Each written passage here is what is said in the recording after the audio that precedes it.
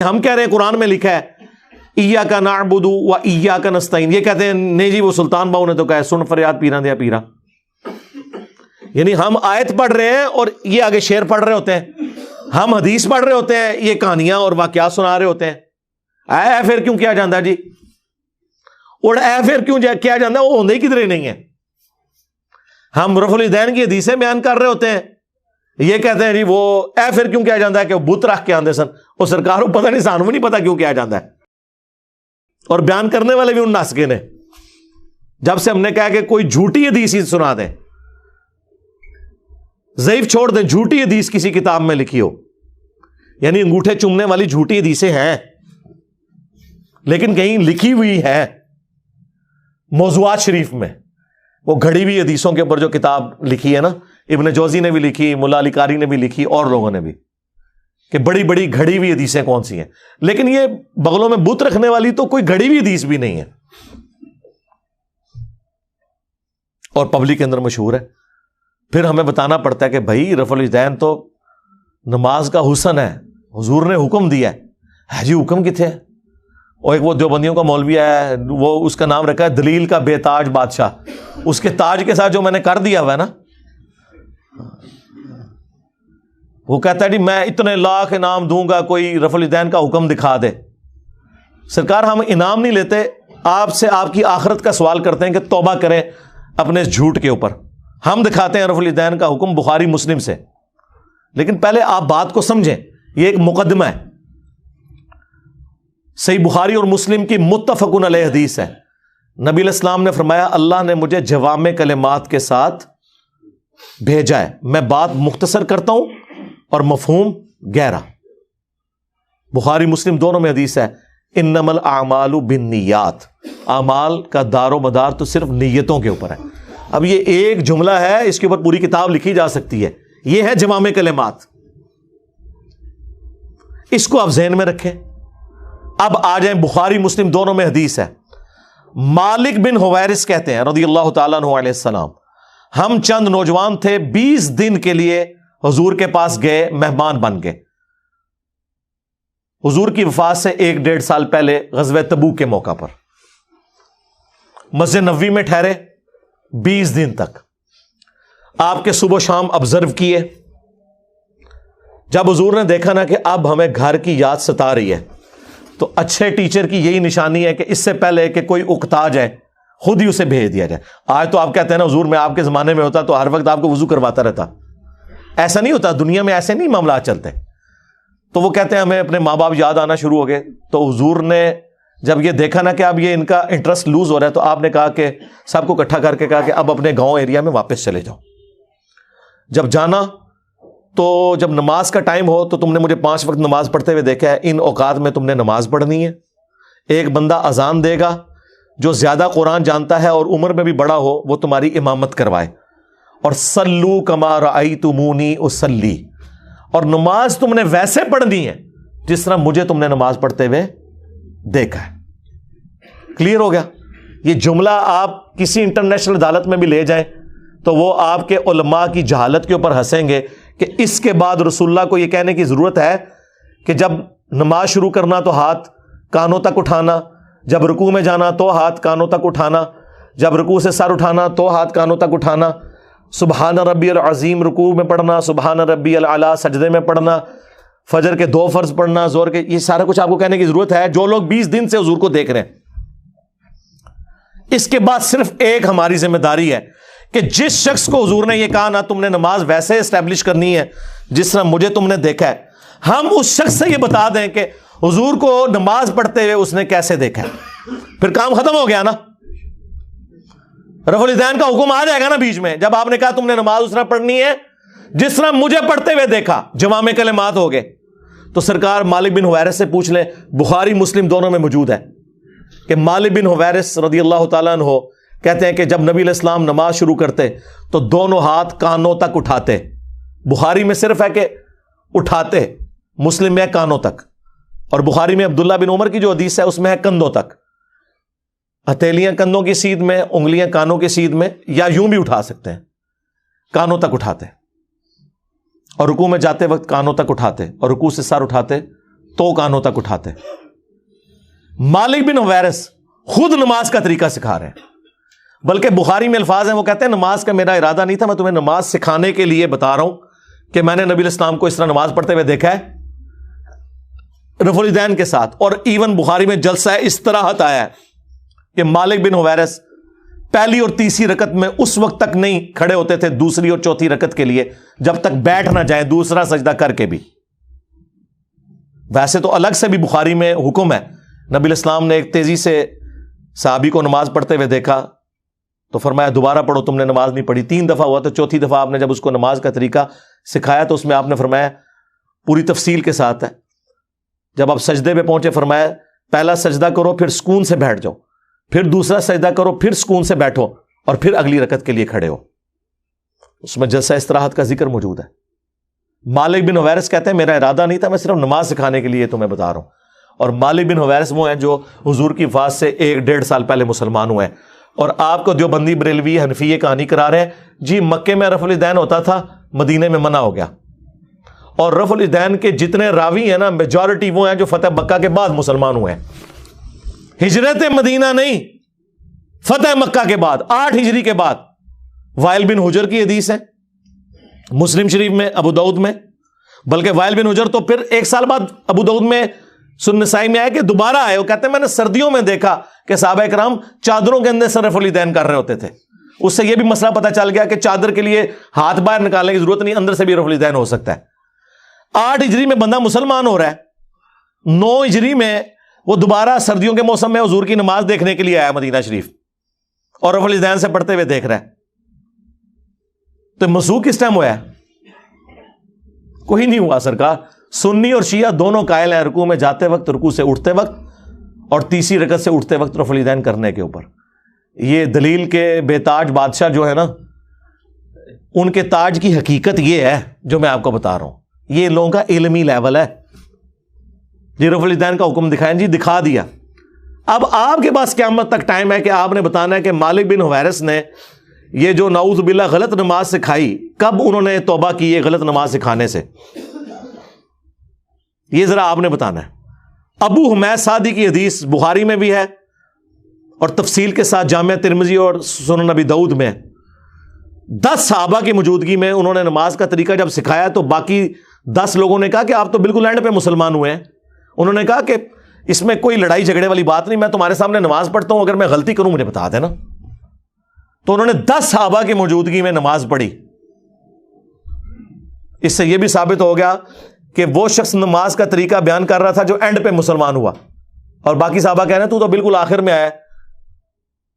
اور پھر جب وہ نماز کا طریقہ بتا چکے تو 10 نے بیک زبان کہا کہ آپ نے بالکل صحیح نماز پڑھی, رسول اللہ اسی طرح نماز پڑھا کرتے تھے. مراد یہ کہ حضور کی وفات کے بعد ذکر ہو رہا ہے, اور یہ ایٹ لیسٹ 30 سال بعد کا واقعہ حضور کی وفات کے. فوراً بعد بھی کوئی فرق نہیں پڑتا. 10 کے 10 کو غلطی, جس میں ابو قتادہ بھی شامل ہے سینئر اصحاب میں سے. اس میں انہوں نے رفع الیدین کا ذکر کیا ہے, جلسہ استراحت کا ذکر کیا ہے, تورک بیٹھنے کا ذکر کیا ہے. چوتھی رکعت میں بائیں سرین پہ بیٹھ کے دایاں یعنی پاؤں کھڑا کر کے اس کے نیچے سے بائیں پاؤں کو گزارنا. اور ابو داؤد میں تو الفاظ ہیں کہ جب نبی علیہ السلام نماز کا ارادہ کرتے تو نبی علیہ السلام قبلہ رخ کھڑے ہوتے اور اپنے ہاتھوں کو کندھوں تک بلند کرتے, یہاں تک کہ ہر ہڈی اپنی جگہ پر جب واپس آ جاتی پھر آپ قرات شروع کرتے. اس سے میں نے ثابت کیا کہ انہوں نے ہاتھ چھوڑ کے نماز پڑھی ہے, کیونکہ جب بھی کوئی نماز شروع کرنے کا ارادہ کرتا ہے تو ہاتھ باندھ کے نہیں نماز پڑھتا, یوں کھڑا ہوا ہے اور وہ نماز یوں شروع کرتا ہے اور ہر ہڈی اپنی جگہ پر واپس آ جاتی. یہاں موقع تھا وہ کہتے ہیں کہ ہر ہڈی دایاں ہاتھ بائیں پر آ جاتا, نہیں, انہوں نے کہا اپنی واپس اپنی جگہ پہ آ جاتی. اس سے نبی علیہ السلام سے بھی ہاتھ چھوڑ کے نماز پڑھنا ثابت ہے. ویسے عبداللہ ابن زبیر کی الگ سے حدیث ہے المصنف ابن ابی شیبہ میں, باقاعدہ باب باندھا ہے امام ابن ابی شیبہ, امام بخاری مسلم کے استاد نے, کہ ان صحابہ اور تابعین کا بیان جو ہاتھ باندھ کے نماز پڑھتے تھے, جو ہاتھ چھوڑ کے. ہمارے نزدیک دونوں طریقے درست ہیں, ہاتھ باندھنا بھی ہاتھ چھوڑنا بھی. تو وہاں پہ پھر 11 صحابہ کی یہ گواہی ہوگی, 10 وہ اور 11واں جو سکھا رہا تھا. تسی 11ویں لی سرکار نو مندے ہو, اسی 11 سرکاراں نو مننے ہیں, اور ساڈی سرکاراں ہو جو صحابہ نے. جی رفع الیدین کا حکم دکھا دیا، جی دکھا دیا ہے، اور آپ رفع الیدین کا مذاق جو اڑاتے ہیں، اللہ سے ڈر جائیں۔ گھوڑوں کے دموں کے ساتھ اسے تشبیہ دیتے ہیں۔ کیا رسول اللہ پوری زندگی اس طریقے سے نماز پڑھتے رہے جس کو آپ نے بعد میں کہنا تھا یہ گھوڑوں کی دمیں ہیں؟ آپ خود سوچیں عقلاً، کیونکہ میں نے تو ثابت کر دیا کہ حضور اپنی وفات سے 1 سال پہلے تک کر رہے ہیں۔ ویسے تو میں نے مسئلہ 70B میں ثابت کیا ہے کہ وفات تک، وہ کہتے ہیں وفات تک کا لفظ جی موجود ہے۔ جب حضور کی وفات کے بعد صحابہ کرام نماز کا طریقہ سکھا رہے ہیں تو وفات تک ہی ہوا نا، لاجیکل ہے۔ یہ تو نہیں کہ منسوخ شدہ طریقہ انہوں نے سکھانا تھا۔ باقی تفصیل وہ دیکھ لیں، 2.25 گھنٹے کا لیکچر ہے۔ ان کے 8 دھوکوں کے جو میں نے جواب دیے ہیں جی، بغلوں میں بت رکھ کے آتے تھے، ٹھیک ہے جی، گھوڑوں کی دموں والی روایت مسلم شریف سے آؤٹ آف کانٹیکسٹ، جابر بن سمرہ والی شریر گھوڑوں کی دمیں، وہ 4 روایتیں اکٹھی ہیں، اس میں باقاعدہ موجود ہے کہ وہ سلام پھیرتے وقت زانوں سے ہاتھوں کو اٹھاتے تھے۔ وہ کہتے ہیں نہیں، ایک روایت میں اس کے بغیر ذکر ہے۔ سرکار یہ حدیث ابو داؤد میں بھی ہے، سنن نسائی میں بھی ہے، باقاعدہ اس کے اوپر اماموں نے باب باندھے ہوئے ہیں کہ یہ حدیث کس سے متعلق ہے، آپ کے رد کے اوپر کہ سلام پھیرتے وقت۔ امام نووی نے بھی مسلم کے باب کے اوپر یہ لکھا ہوا ہے۔ اس سے بڑھ کر امام بخاری نے جز رفع الیدین میں لکھا ہے کہ جو گھوڑوں کی دموں والی حدیث رفع الیدین پہ لگاتے ہیں انہیں ڈرنا چاہیے کہ اللہ کا عذاب نہ ان پر آ جائے۔ سورہ نور کی آیت کوٹ کی کہ رسول اللہ کے ساتھ دشمنی کر رہے ہیں، یہ سنت کا مذاق اڑا رہے ہیں۔ اور جز رفع الیدین پہ جو میں نے ویڈیو ریکارڈ کرائی ہے، جو کچھ امام بخاری نے ان کی طبیعت صاف کی ہوئی ہے، وہ 70B مسئلہ آپ ضرور دیکھیں۔ رفع الیدین سے متعلق فرقہ وارانہ نظریات کا تحقیقی جائزہ، اس میں ان کے آپ کو جھوٹ پتہ چلیں گے کہ یہ جھوٹ کی بنیاد پہ کھڑے ہیں۔ اور ہم تو بڑے خوش ہوتے ہیں کوئی گھوڑوں کی دموں والی حدیث بتا دے، بت رکھنے والی جھوٹی بات خود گھڑی بھی بتا دے، ہم پھر کہتے ہیں آپ کو بتائیں گے۔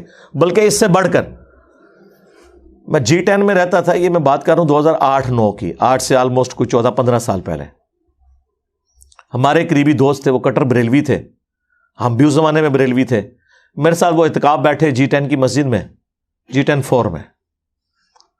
جب میں ریورٹ ہوا تو وہ بھی تحقیق میں پڑ گئے، وہ وہیں کے رہنے والے تھے۔ جب تحقیق میں پڑھے تو ہمارے گھر کے قریب ایک دیوبندیوں کی مسجد بھی تھے، کبھی ہم نماز وہاں پڑھتے رفع الیدین سے شروع کر دی۔ لیکن نماز میں آپ کو پتہ سب کے پیچھے پڑھتا ہوں، ایک نماز دیوبندیوں کے پیچھے پڑھتے تھے، فجر کی اہل حدیث کے پیچھے پڑھتے تھے، مغرب عشاء کی کبھی بریلویوں کے پیچھے، کبھی دیوبند کے پیچھے۔ وہاں کے مفتی کو کھٹکا لگ گیا، اس نے کہا چلو یہ تو گمراہ ہوئے ہیں، یہ تو آؤٹ سائڈر ہیں۔ جو G10 کا رہنے والا ہے نا بندہ، جس کا اپنا ذاتی گھر تھا وہاں پہ جدی پشتی، جو ان کا دوست ہے، اس کو تو ہم قائل کریں۔ اس نے ایک کتابچہ دے دیا اسے، رفع الیدین کے خلاف نہ، کہ نماز کا حنفی طریقہ صحیح ہے۔ وہ کتابچہ میرے پاس لے کے آیا، میں نے کہا بہت اچھی بات ہے، مطلب وہ جب میں نے کتاب پڑھی تو میں تو خوشی سے پھولے نہ سماؤں۔ اس نے پہلی حدیث پتہ کیا لکھی ہوئی؟ کانوں تک ہاتھ اٹھانے کا ثبوت، تو کانوں تک تو ہم بھی اٹھاتے ہیں الحمدللہ، لیکن حدیث لکھی مالک بن حویرث والی مسلم شریف سے، اور حدیث لکھی کہ مالک بن حویرث کہتے ہیں کہ میں نے نبی علیہ السلام کو دیکھا کہ جب نماز شروع کرتے تو دونوں ہاتھ کانوں تک اٹھاتے۔ میرا دل کرے میں تو لڈیاں پاواں، ہاں میں کہ ایتھے ہی رک جا کے تو کتاب ٹرنی نہیں۔ یہ حدیث میں نے کہا میں اوریجنل نہ دیوبند اور بریلویوں کی کتاب مسلم شریف جو ترجمے کے ساتھ ہے اس میں سے تجھے دکھاؤں گا، اور تو نے خود رفع الیدین شروع کر دینا ہے۔ کہتا کیسے؟ میں نے کہا یہ دیکھ، انہوں نے آدھی حدیث لکھی ہوئی ہے، اس کے آگے لکھا ہوا ہے جب رکوع میں جانے لگتے تو کانوں تک ہاتھ اٹھاتے، اور جب رکوع سے سر اٹھاتے تو کانوں تک ہاتھ اٹھاتے۔ یہ مالک بن حویرث بھی تمہاری پوری نماز کا طریقہ ہے، صلو کما رأیتمونی اصلی، ہمیں اور کیا چاہیے؟ اچھا وہ کتابچہ لے کے نا وہ دیوبند کے مفتی کے پاس پہنچ گیا۔ یہ ان مفتیوں کا، یہ دلیل کے جو بے تاج بادشاہوں کا علمی لیول یہ ہوتا ہے۔ وہ جب وہاں پہ پہنچا نا، اس نے کہا یہ آپ نے جو حدیث لکھی ہے یہ آپ نے مسلم شریف سے پڑھی ہے؟ اس نے کہا یہ تو بہت بڑے عالم دین کی کتاب ہے، یقیناً یہ لکھا ہوگا۔ انہوں نے کہا لکھا تو ضرور ہے، لیکن صرف اتنا نہیں لکھا ہوا، اس کے آگے تو کچھ اور بھی لکھا ہوا ہے۔ اس نے کہا یہ ہو نہیں سکتا۔ انہوں نے کہا یہ دیکھو مسلم شریف میں لکھا ہوا ہے کہ جب نماز شروع کرتے تو کانوں تک ہاتھ اٹھاتے، اور جب رکوع میں جانے لگتے تو کانوں تک ہاتھ اٹھاتے، اور جب رکوع سے سر اٹھاتے تو کانوں تک ہاتھ اٹھاتے۔ تو یہ اس نے آدھی حدیث کیوں لکھی ہے؟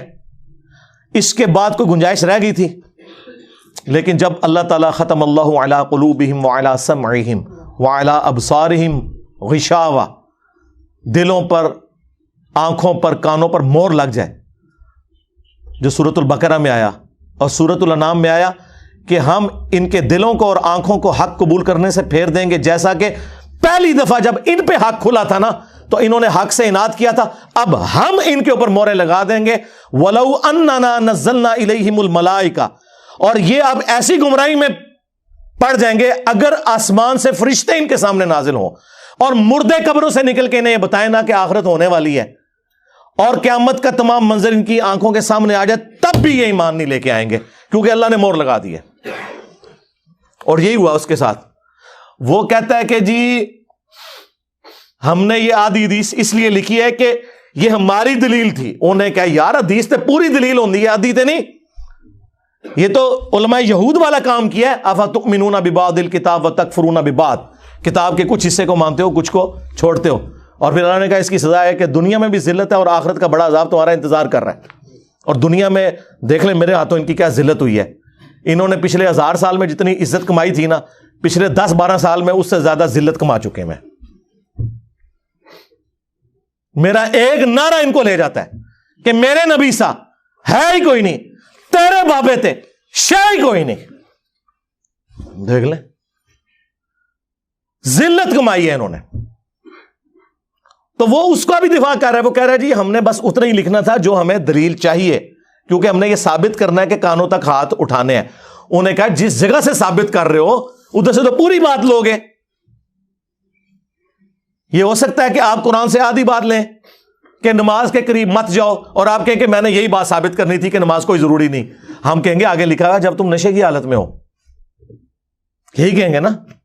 تو یہ کرتے ہیں، اور چونکہ ان کو بڑوں سے یہی عادت پڑی ہوئی ہے آدھی باتیں بیان کرنے کی، آدھی کاٹنے کی، اس لیے میرے بھی آدھے کلپ کاٹ کے نا متنفر کروانے کی کوشش کرتے ہیں، اور مجھے کوئی فرق نہیں پڑتا۔ میں نے آپ کو بارہا بتایا ہے کہ مجھ سے بچنے کا طریقہ یہ ہے کہ اپنی زبانیں بند رکھیں۔ اگر زبان آپ کھولیں گے میں تو کار تک پہنچا کے آواں گا، منجی ٹھوک دیں گا تہاڈی میں، ذہن چ رکھیو، بلکہ ٹھوک دیتی ہے اللہ کے فضل نال۔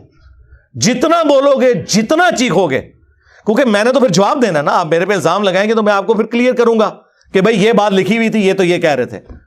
تو اینڈ رزلٹ یہ ہے کہ جھوٹے بندے کی تو ایک نہ ایک دن موت ہو ہی جاتی ہے، اور ذلت کی موت ہوتی ہے، جس طرح ان فرقوں کی موت ہوئی ہے۔ الحمدللہ۔ صلو علی محمد وآل محمد، اللہم صلی علی محمد وعلی آل محمد واصحاب محمد وازواج محمد وامت محمد اجمعین الی یوم الدین۔